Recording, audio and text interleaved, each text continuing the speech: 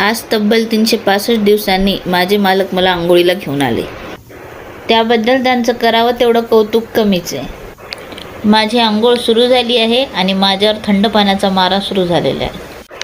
दसऱ्याच्या गर्दीमुळे माझ्यावर कुठलीही दयामाया न दाखवता या भैयाने मला घसघसून आंघोळ घातली. इथे मला माझे सगळे सख्खे आणि चुलते जसे होंडा, ॲक्टिवा, पल्सर भेटल्या. त्यांच्यासोबत विचारांची देवाणघेवाण झाली. त्यांना मी त्यांचा ॲव्हरेज आणि त्यांच्या मालकांबद्दल विचारले.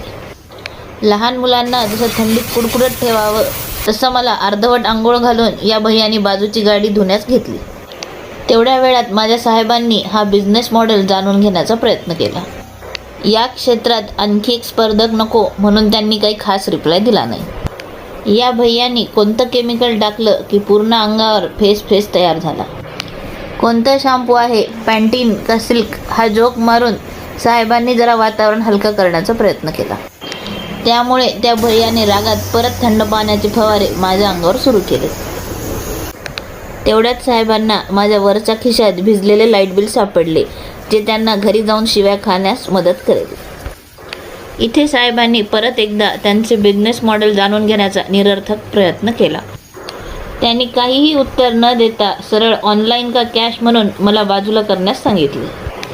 साहेब, खूप भूक लागली आहे अशी अर्थ हाक देऊन मी साहेबांना गाडी पेट्रोल पंपावर थांबवण्याची इच्छा व्यक्त केली. आज हिला नाराज करायला नको म्हणून माझी ही इच्छा साहेबांनी लगेच पूर्ण केली. अरे, हा घोडा काय करतोय इथे? हा पण इथे पेट्रोल खायला आला काय?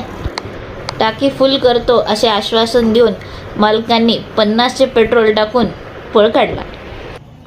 फ्रीची कुठलीही गोष्ट सोडायची आमच्या तत्वात बसत नसल्यामुळे आम्ही फुकटात हवा भरून तिथून निघालो. झिरो बघायची सवय मालकांनी इथे पण काही सोडली नाही. शेवटी तो क्षण आला आणि माझी पूजा करण्यास सुरुवात झाली. जसे वर्षातून एकदा पोळ्याला बैलाचे लाड होतात तसेच दसऱ्याला आमच्यासारख्या गाड्यांचे लाड होतात. म्हणून वर्षातून हा दिवस गाड्यांचा पोळा म्हणून साजरा करायला हरकत नाही. एवढे बोलून मी माझा ब्लॉग संपवते. कसा वाटला माझा नवा लूक प्लीज कमेंट करा.